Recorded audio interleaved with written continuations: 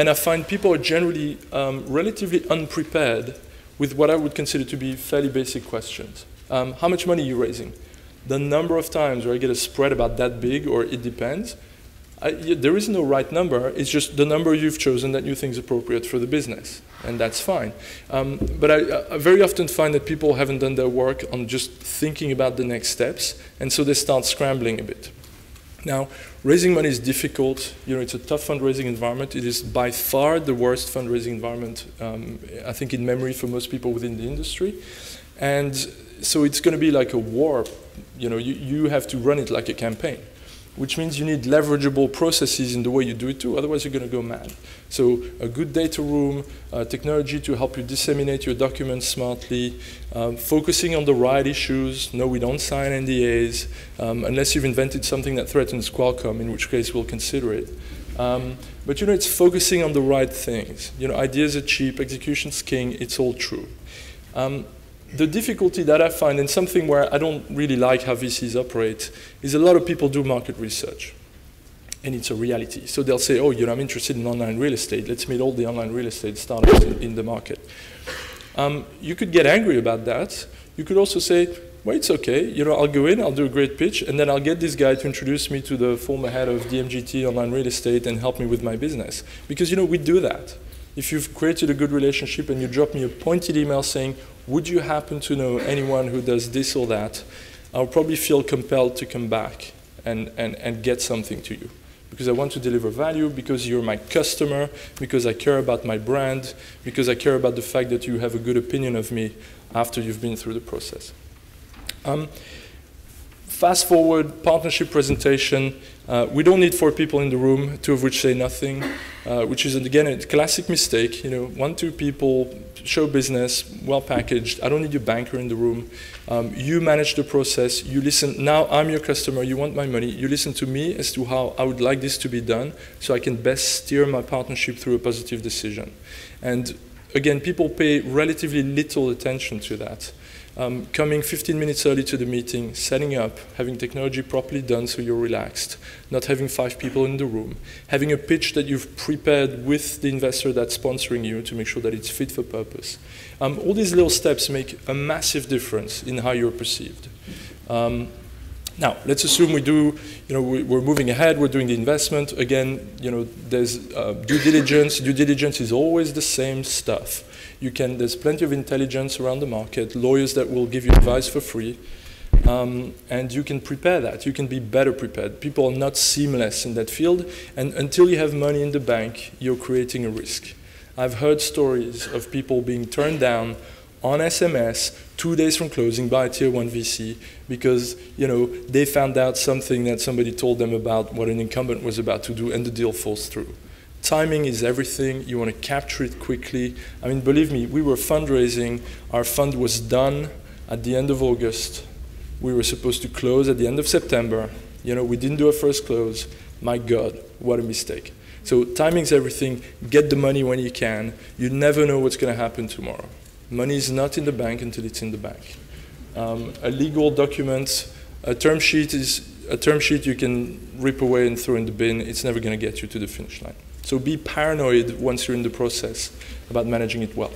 Now, in my last 2 minutes, I would say something about the ongoing relationship afterwards. We want to be funding partners, and that's why we do this business. We want to build an open and transparent relationship with an entrepreneur where there's no bad surprises, people understand strategy, and you evolve and you build a business step by step. Building a business is long, it's painful, it's something that will consume your life. It's something that consumes mine. You know, I can't shut off at night. You know, I think about my startups. I mean, I kind of live with them.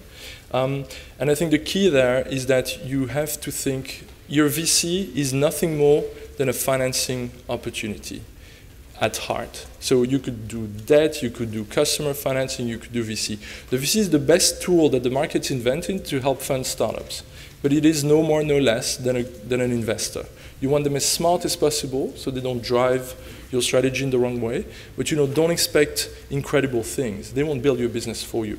Now, in some cases, actually, I think we add a lot of value. You know, we help redefine strategy. We identify market dislocations before they hit you. We find you great people.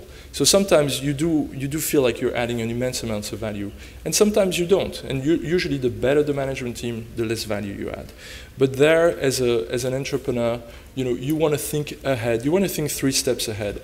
When is it time for me to step down? One of the most dramatic evolutions always is when to bring in a professional CEO and do that gracefully. Self-awareness. In a way, entrepreneurs are great, and VCs are the same. We have suspension of disbelief. So we don't do self-awareness that well, because if we did, we'd never do what we do, kind of thing, right? So if you were to take on eBay and Amazon and on their own turf, you got to be a little bit mad somewhere. You got to have that suspension of disbelief, to quote Shakespeare. But after that, also have this emotional maturity to say, now is the time for me to evolve. Let me think about my company as a business. I'm a responsible corporate citizen for the company I'm building, and what is the right thing for me to do within this organization. The hero is always the founder. The hero is never the hired CEO, and you got to take pride in that, but manage your way into the growth of the business, and usually that means manage yourself down into something that you like and bring in the great talent. Too often we have to push, we have to fight. We don't do this because we're assholes, we do this because we recognize patterns. We tend to know when people stop scaling up. And you may not recognize it, but when you're the CEO of a company and you have 100 people, and 9 of them are lining up at your door on a Monday asking for a raise, another 4 are threatening to leave to go to competition, you're getting sued by a competitor or whatever, a large media owner, to take a current example, you're going to end up with 100 priorities, and very often it floods people. And you got to ask for help. You got to raise your hand and ask for help. And think about your VC. If you're open and transparent and you manage that well, it's all about solving common problems.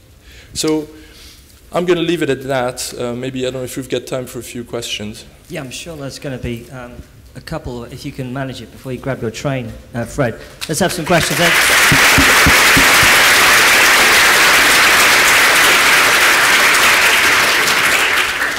Hi, Ivo Spiegel from Zagreb, Croatia.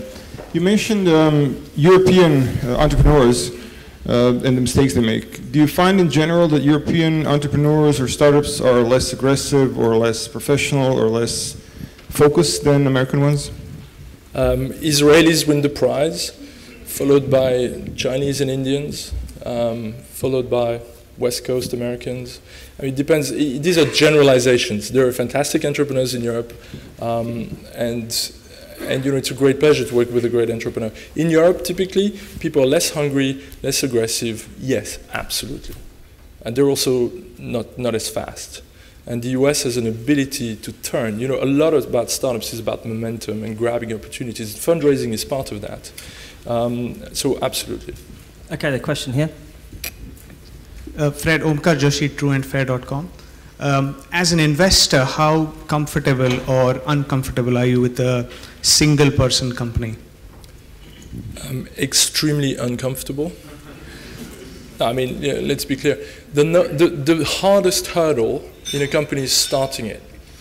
Within that, the hardest hurdle is probably attracting your first 2 guys who are going to work for nothing. Because if they come for you for money, you've got a problem. Then the next hardest thing is probably your seed financing, unless you're a rich kid.